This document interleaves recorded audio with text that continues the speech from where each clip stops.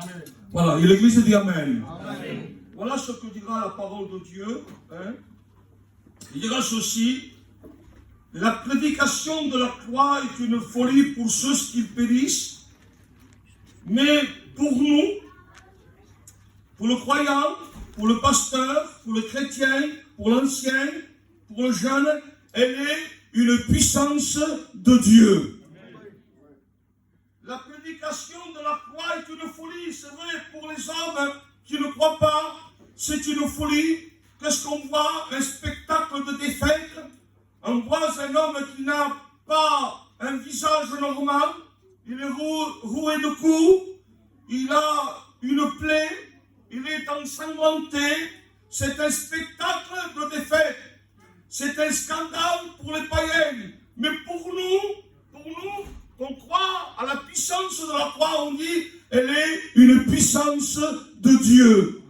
Le mot puissant veut dire pouvoir, veut dire puissance. La croix a un pouvoir.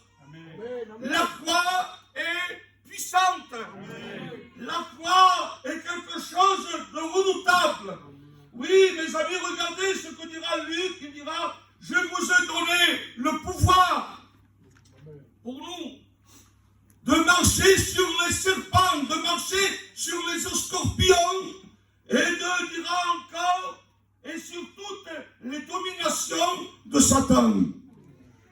On a le pouvoir ce soir de chasser les démons au nom de Jésus. Amen. On a le pouvoir parce que Dieu habite dans notre cœur. Si Dieu ne serait pas avec nous, il n'irait pas de pouvoir. Lorsqu'on un témoignage, voulez-vous écouter un témoignage? Amen. J'étais en train de prêcher à une église à Pésia, et il y avait une femme qui était agitée. Hein? Et il y avait un frère, il dit, elle est en train d'être possédée par un démon. Et on a descendu, on a prié pour elle, et le démon parlait. Elle disait: je ne sortirai pas de ce corps.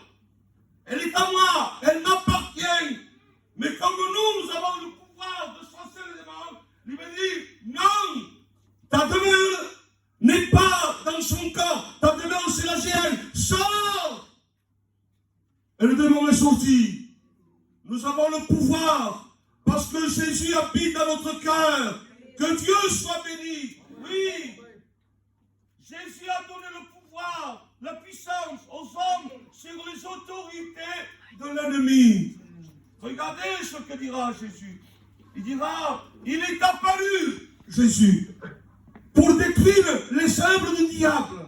Amen. Vous savez que Satan, sachant, écoutez bien, sachant qu'il a peu de temps, est descendu vers nous, animé d'une grande colère. Lorsque Satan touche un cœur, il le détruit.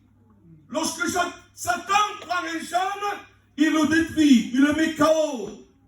Satan veut détruire l'homme, Satan veut détruire l'église, Satan veut détruire le jeune. C'est son rôle à lui. Satan pousse les hommes à se suicider.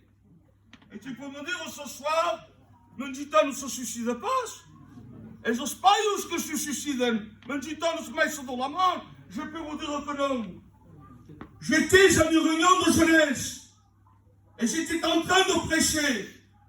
Il y avait un jeune toxicomane qui était assis. Et Dieu me faisait voir. Il disait: Samuel, mon serviteur, à quel job ça va matar, ça va donner la mort.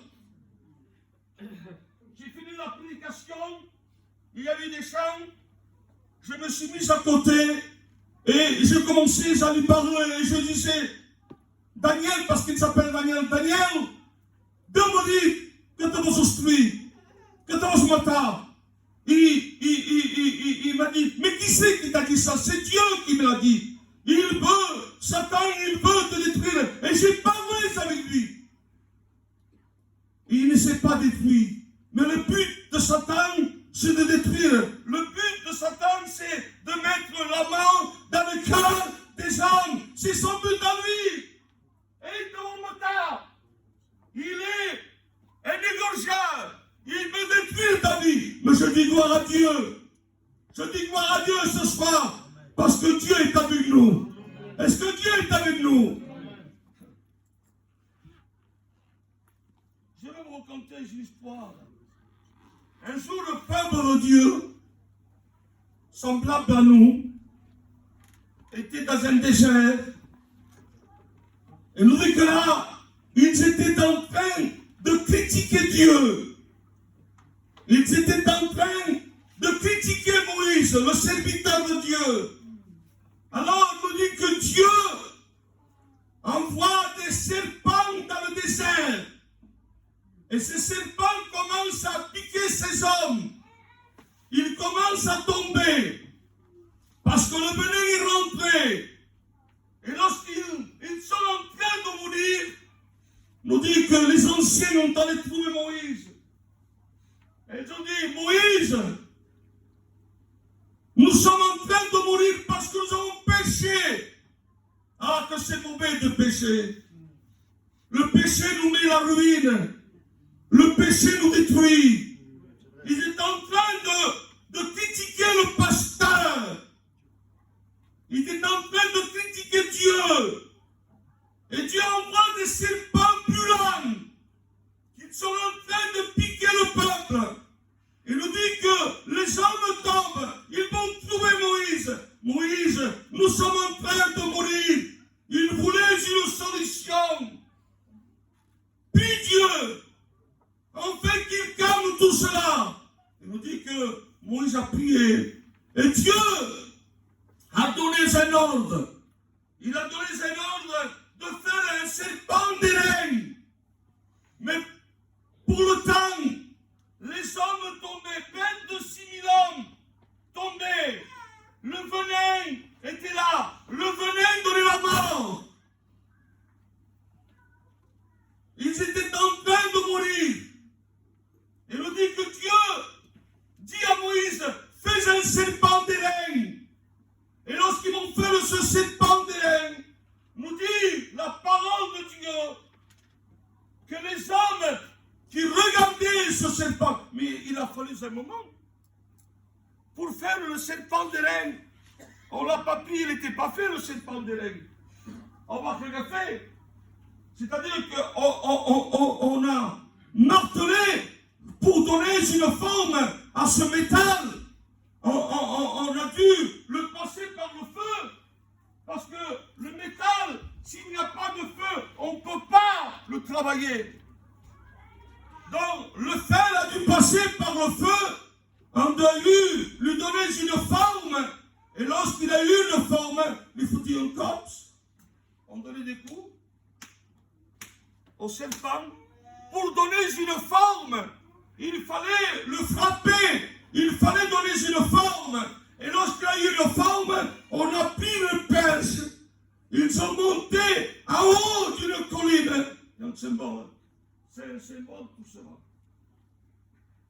Et lorsque Moïse avait le serpent d'airain entre ses mains, tous ceux qui étaient piqués par le venin, il y a un serpent au milieu de nous. Et ce serpent s'appelle Satan. Et lorsque le serpent pique, c'est la mort pour chacun de nous. Mais lorsque le serpent était élevé, et lorsque les gens regardaient ce serpent, ils avaient la vie. C'est-à-dire que, dans une sorte, ce serpent d'airain était l'antidote au venin du serpent. Amen.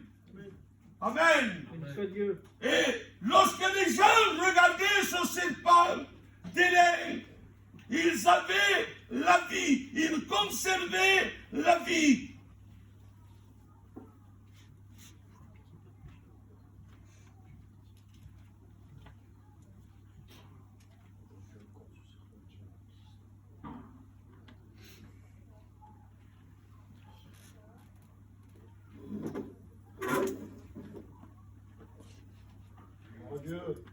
Que Dieu soit béni.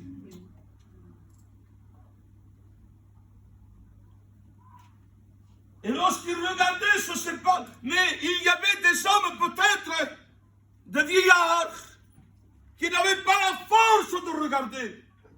Mais sûrement que les autres qui avaient regardé le serpent, qui lui entraient pas dans la guérison, sûrement qu'ils devaient prendre un frère et qu'ils faisaient regarder le serpent. Que c'est bon lorsqu'il y a des frères, lorsqu'ils voient un frère par terre. Je ne sais pas pourquoi je dis cela, mais je sais que Dieu est en train de parler ce soir. C'est bon lorsqu'on voit un frère qui n'en peut plus, qui est fatigué, qui est chargé, il est bon de le prendre et le ramener dans la maison de Dieu. E lorsqu'il tombait par terra, che tenia queste sforze, mi esprimi con buio, magari per sempre se tot catalans. On refava, on cercava de prendre courage, guaita le serpent. Et lorsqu'il regardait le serpent, il reprenait vie. Amen. Que Dieu soit béni.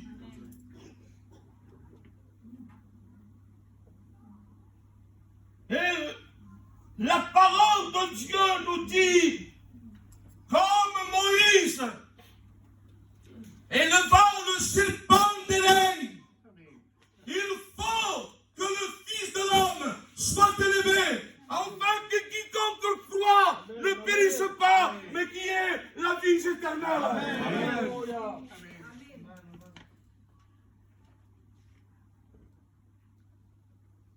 Oui, mes amis, il faut de même. Et lorsqu'ils ont pris Jésus, lorsque les hommes ont pris Jésus, on l'a roué de coups. Il m'a parlé toute la nuit. Toute la nuit. On a frappé Jésus. On a martelé Jésus. Il n'avait ni beauté, ni éclat pour attirer nos regards. Nous dit que son visage, on va pas reconnaître tout ce qu'il parlait. On a donné une forme à Jésus. Homme de douleur. Homme de souffrance. On a frappé toute la nuit. Qu'est-ce que c'était? C'était un homme de douleur. Qui lui parlait toute la nuit. Qu'est-ce que c'était Jésus? Un homme qui lui manquait un morceau de barbe. Qu'est-ce que c'était Jésus? Un homme frappé, un homme meurtri, un homme roué de coups, un homme qu'on a frappé toute la nuit. On l'a mené dans un lieu, on l'a mené à Pilate, on l'a mené dans un autre endroit, et on se moquait de lui. On l'a frappé toute la nuit. Des hommes forts, des Romains, qu'on l'a tapé toute la nuit, on a donné une forme. Son visage était défiguré. Les gens ne le reconnaissaient plus. Pour toi ce soir. Pour moi ce soir. Sembra che li fotini con de martells li duravano una forma. Et cette forme était homme de douleur. Homme de souffrance. Homme qu'on a frappé toute la nuit. Oui, mes amis. On a doué des coups toute la nuit. Oui, la croix est un symbole. La croix, c'est la vie. La croix, c'est le pardon. La croix, c'est la miséricorde. Et lorsqu'on a levé entre ciel et terre, tout homme qui regardait la croix, un jour nous dit, la parole de Dieu nous dit qu'un Romain s'est converti au moment du sacrifice de Jésus sur la croix. Ils vont dire sûrement que cet homme reconnaît cette Romain, que cet homme est différent, que cet homme a quelque chose. Un païen, un Romain, un méchant, il dit, assurément, cet homme était le Fils de Dieu. Que Dieu soit béni. Oui, cet homme était le Fils de Dieu. Oui, mes amis, ne regardons pas le pasteur. Ne regardons pas l'église. Ne regardons pas la chorale. Mais ayons le regard fixé sur Jésus. Amen. Oui, mes amis, le regard fixé sur Jésus. Oui, il dira ceci,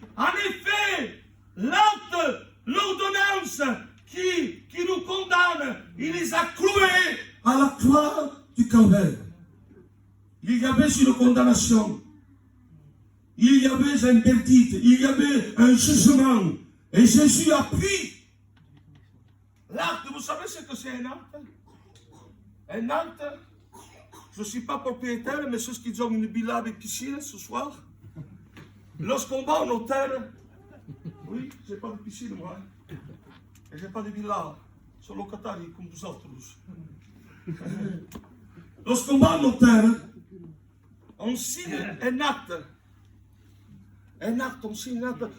Perdi la casa és el semiel. Mais parfois, on vend la maison. Et la maison n'est plus à nous. Et Jésus dira, il a pris de la main de Satan l'acte qui nous condamnait. Il va arrancar les mains. Donne-moi. Et il l'a trouvé à la croix du Calvaire. Cette condamnation qu'il devait tomber sur nous est tombée sur Jésus. Il a racheté de Satan l'acte qui nous menait à la mort. Parce que notre destinée, c'était la mort. Notre destinée, c'était perdu pour l'éternité. Et Jésus est venu avec un but. Que les hommes se répandent et qu'ils aient la vie, et la vie à l'abondance. Oui, l'acte qui nous